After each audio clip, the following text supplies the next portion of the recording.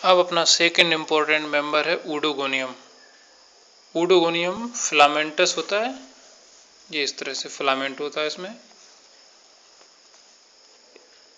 इसकी जो सबसे निचली कोशिका होती है वो होल्ड फास्ट कहलाती है और इस ऊडोगोनियम की पहचान कैप सेल्स होती हैं। कैप सेल्स केवल ऊडोगोनियम में पाई जाती हैं। ये जो लाइंस दिख रही है कैप सेल्स को बताती हैं। एक सेल को हम बड़ा करके देखेंगे तो इस तरह से दिखाई देती है। इसमें ये जो ग्रीन वाला दिख रहा है रेटिकुलेट क्लोरोप्लास्ट है, इसमें रेड पायरिनोइड्स हैं। ये दो कैप्स सेल वाल 3 लेयर की बनी हुई। अब हम देखते हैं कैप सेल्स किस प्रकार बनती हैं। तो ये डायग्राम आप कुछ इस तरह से बनाएंगे। सबसे पहले जो सेप्टम है उसके नीचे सेल वाल अंदर की तरफ मुड़ जाती है और वहाँ थिकनिंग बन जाती है, मोटाई। थिकनिंग रिंग ऑफ वाल material, thickening ring of WALL वाल मटेरियल। वाल मटेरियल की थिकनिंग बनती है सेप्टम के नीचे। ये बढ़ती जाती है मोटाई में। इसी समय न्यूक्लियस बीच में आ जाता है, उसमें भी डिवीजन शुरू हो जाता है। और अब ये आगे देखिए थिकनिंग बढ़ गई है, न्यूक्लियस से 2 न्यूक्लियस बन जाते हैं।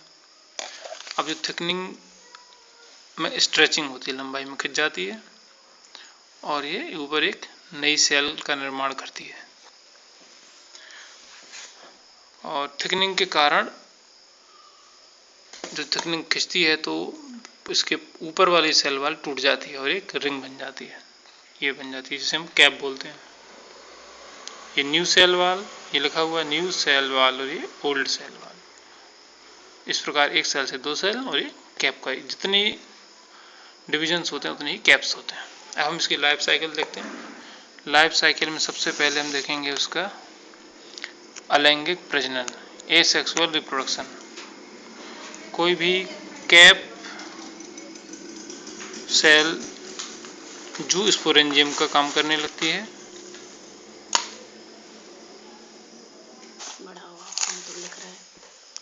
ये जू स्पोरेंजियम कोई भी कैप सेल, ये देखिए कैप युक्त सेल जू स्पोरेंजियम का काम करने लगती है। इस जू स्पोरेंजियम में जितना भी न्यूक्लियस साइटोप्लाज्म होता है वो एक जू स्पोर में चेंज हो जाता है।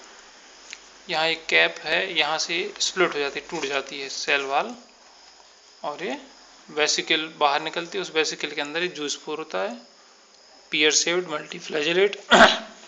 इस वेसिकल के फटने पर जू स्पोर बाहर निकलता है और फिर पानी में तैरता हुआ जाता है, नीचे पत्थर पर चिपक जाता है और ये अंकुरित होकर अंकुरण में विभाजन होगा, 1 से 2, 2 से 4 और ये नया फिलामेंट बन जाएगा।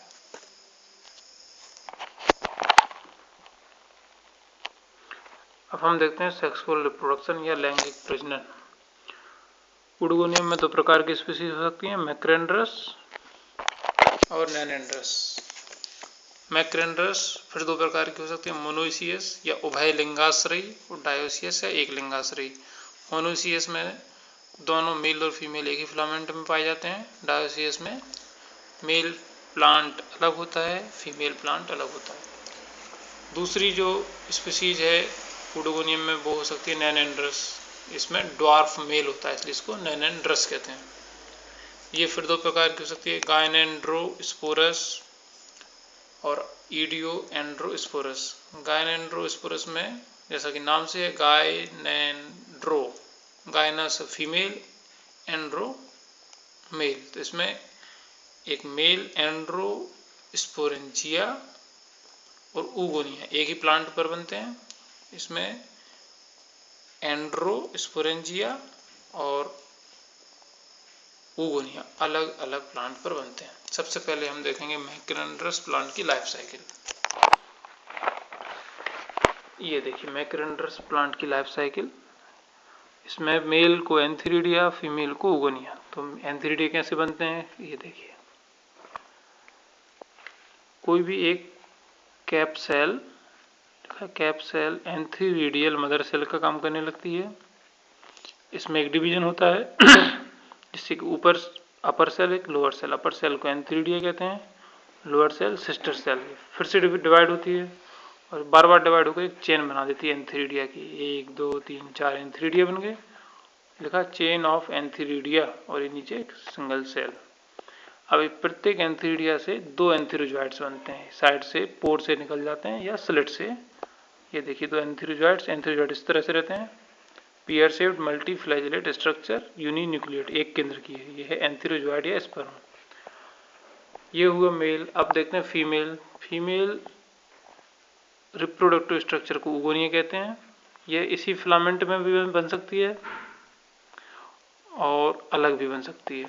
ये इस तरह से रहती है, ओवल अंडे के समान, साइज में बड़ी, काफ़ी कुछ इसमें रिजर्व फूड रहता है। नीचे की सेल सपोर्टिंग सेल कहलाती है। अब देखते हैं फर्टिलाइजेशन।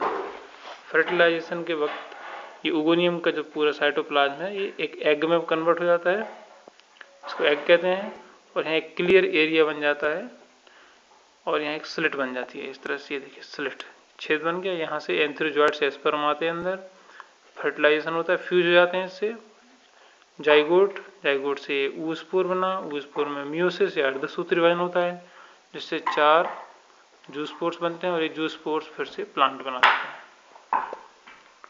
इस लाइफ साइकिल को हम ग्राफिकल रिप्रेजेंटेशन द्वारा समझते हैं।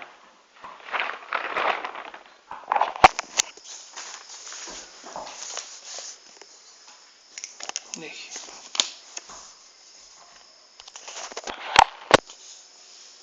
ये देखिए लाइफ साइकिल दिखाई गई है।